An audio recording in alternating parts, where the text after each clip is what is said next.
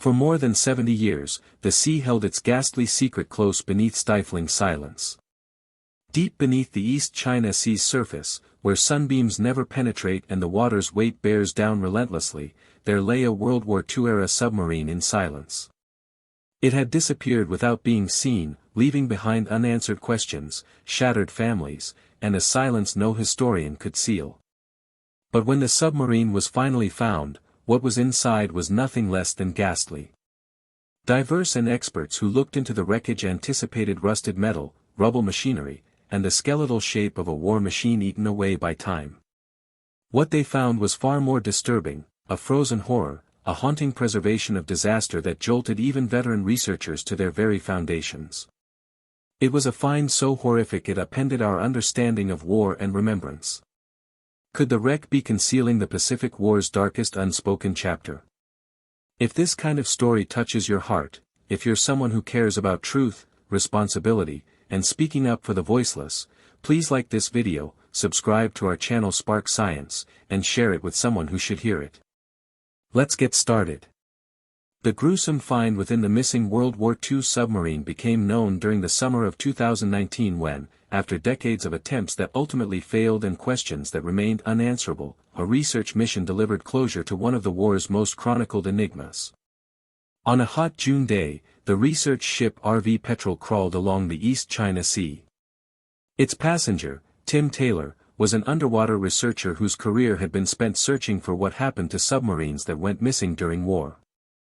Ever since years back, everyone from families to naval historians and researchers had wondered what was the fate of the USS Greyback. With new technology, new leads, and dogged persistence, Taylor and his crew were on the verge of the truth. The USS Greyback was no ordinary submarine.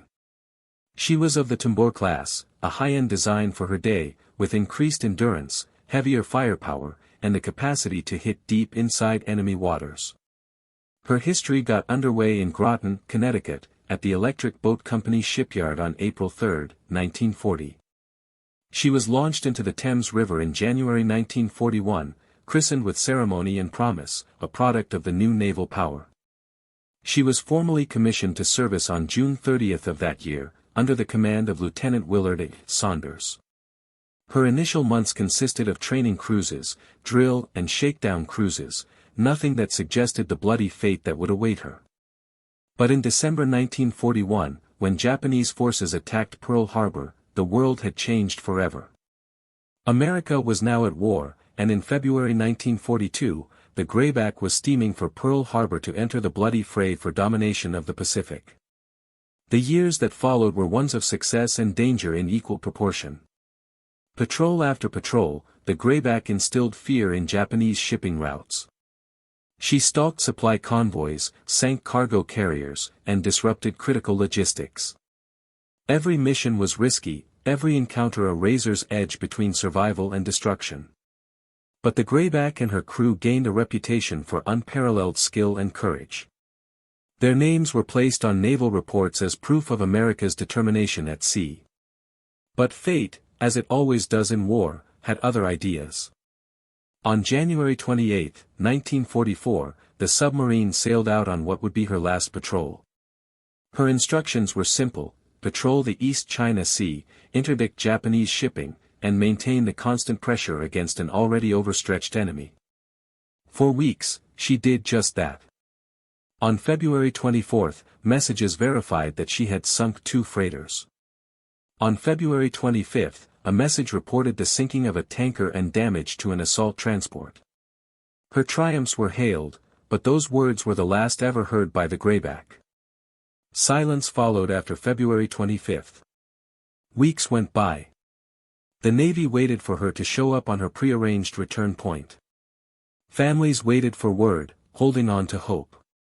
But by March 30, 1944, the Greyback had been officially listed as lost at sea with all 80 men on board.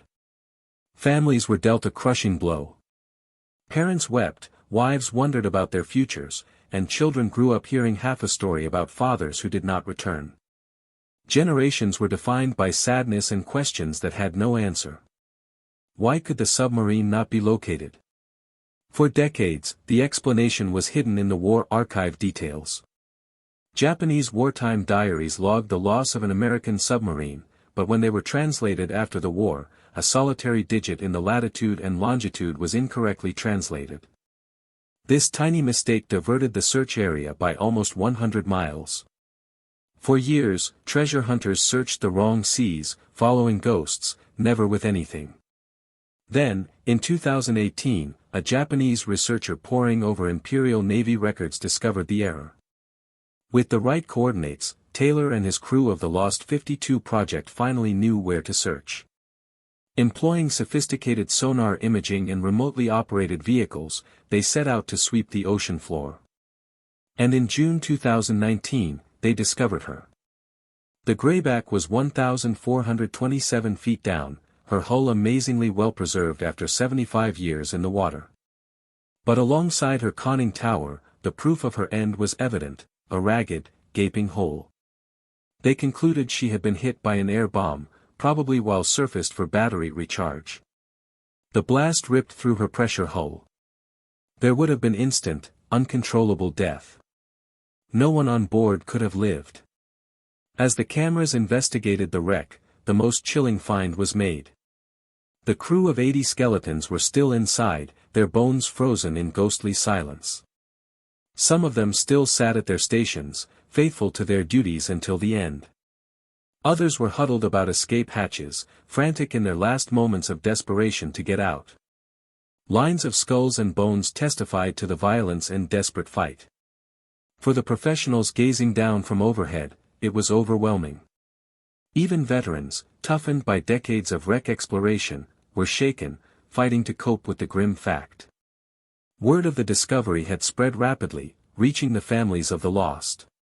It brought long-sought closure for some. For others, it reopened old wounds that never entirely healed.